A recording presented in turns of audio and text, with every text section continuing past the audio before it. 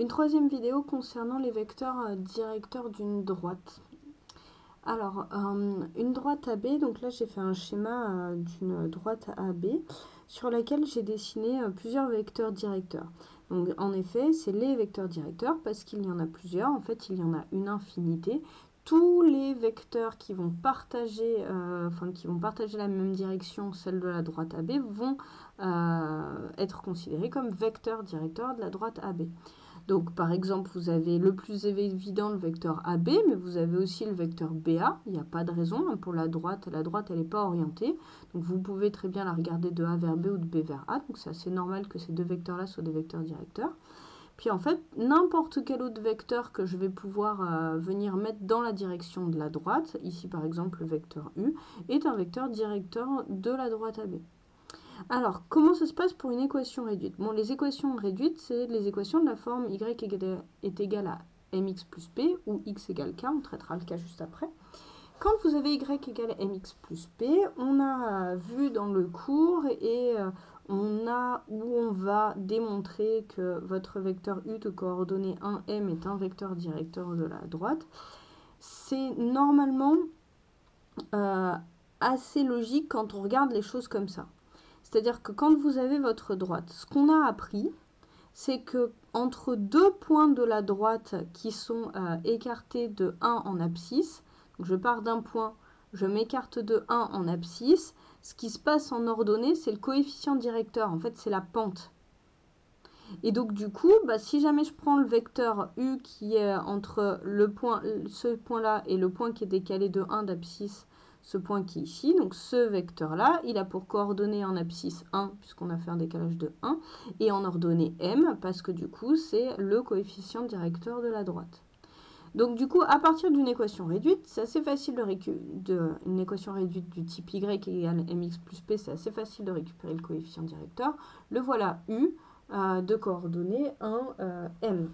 Si jamais mon équation réduite, c'est pas y est égal à mx plus p, mais si jamais mon équation réduite est de la forme x égale k, bien x égale k, vous avez en fait les droites qui sont parallèles à l'axe des ordonnées, et ces droites-là, du coup, elles sont comme ça, elles ont pour vecteur directeur, on peut donner un vecteur directeur le plus simple possible, u, qui a pour coordonnées, du coup, 0 en abscisse et 1 en ordonnée, donc du coup, il pointe dans ce sens-là, selon cette direction-là.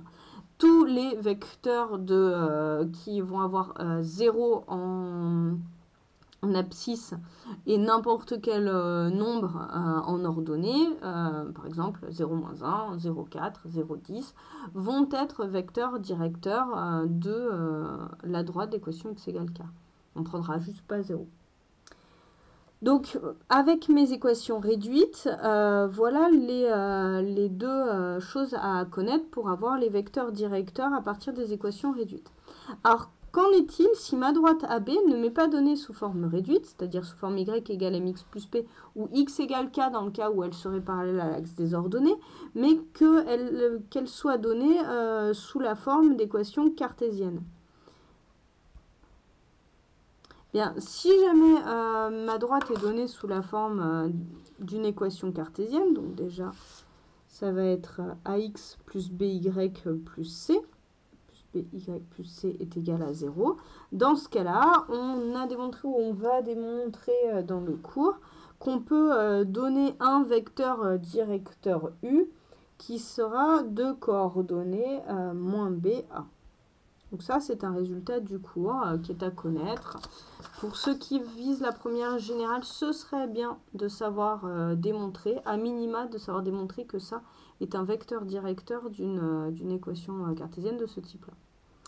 Alors maintenant, le but de la vidéo, c'est d'établir le lien qu'il y a entre les deux. Parce que là, on peut se dire, c'est bien joli. Là, j'ai un m et ici, j'ai moins ba. Quel est le lien entre les deux? Eh bien, si jamais y égale mx plus p et ax plus by plus c caractérisent la même droite, ou alors x égale k et ax plus by plus c caractérisent la même droite, ça veut dire que ce vecteur-là, je vais appeler uc comme u cartésien, et là je vais l'appeler ur comme u réduite. Du coup, ces deux vecteurs-là doivent être collinéaires, puisque du coup, ils partagent la même direction. Donc, pour une droite qui serait donnée sous la forme d'une équation cartésienne ax plus by plus c égale 0 et sous la forme réduite, on va se contenter de ce cas-là, l'autre cas étant un petit peu moins intéressant. Pour une seule droite qui serait donnée sous ces deux formes-là et donc du coup de laquelle je pourrais tirer deux vecteurs directeurs, le vecteur UC qui serait de coordonnées moins BA et le vecteur UR qui serait de coordonnées 1. Qu'est-ce que je peux dire 1M? Qu'est-ce que je peux dire des deux vecteurs? C'est que forcément, si jamais c'est la même droite, UC et UR sont collinéaires. Et donc, on va retrouver quelque chose qu'on a vu dans la première vidéo sur ce thème-là.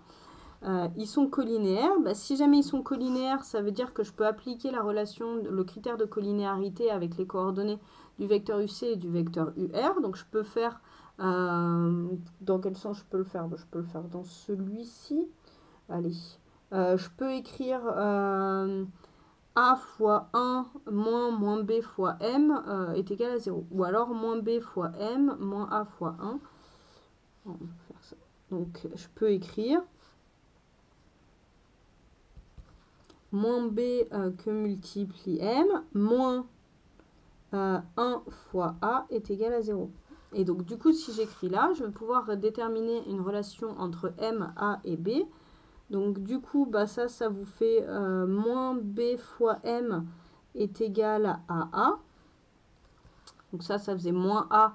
J'ai rajouté A de chaque côté de mon égalité. Ça me donne moins BM est égal à A. Et ça me donne M est égal à moins A sur B. Et donc du coup, vous voyez bien que n'importe quelle équation cartésienne me donnera un M unique parce que du coup... si jamais je prends une autre équation cartésienne, le A et le B en fait, vont être le même que le A et le B' que j'aurai seront le même que le A et le B à un coefficient de proportionnalité près. Et donc du coup, en fait, ça voudra juste dire qu'ici, j'aurai une simplification qui pourra s'effectuer. Mais quoi qu'il arrive, du coup, ça me donnera la même chose. Et ça, du coup, on l'avait déjà vu dans une vidéo précédente. Donc du coup, on sait qu'il y a un lien.